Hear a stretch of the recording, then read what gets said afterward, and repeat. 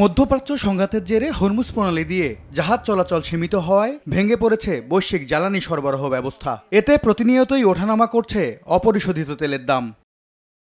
মঙ্গলবার সকালেই 2.83% বেড়ে প্রতি ব্যারেল ব্রেন্ট ক্রুড বিক্রি হচ্ছে $103.04। সপ্তাহ ব্যবধানে এই অপরিশোধিত জ্বালানির দাম বেড়েছে 17% বেশি, আর মাস ব্যবধানে দাম বেড়েছে 46.16%।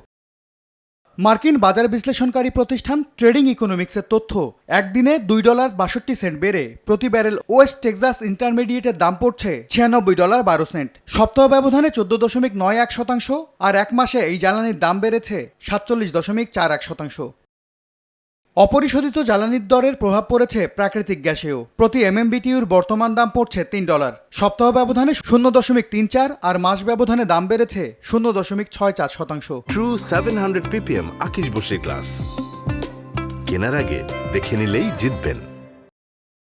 প্রতি গ্যালন গ্যাসোলিনের বর্তমান দাম পড়ছে $3। সপ্তাহ ব্যবধানে 16.20% দাম বাড়লেও মাসের হিসাবে এই জ্বালানির দাম বেড়েছে 50%-এর বেশি। এম এস আরিফিন, সময় সংবাদ।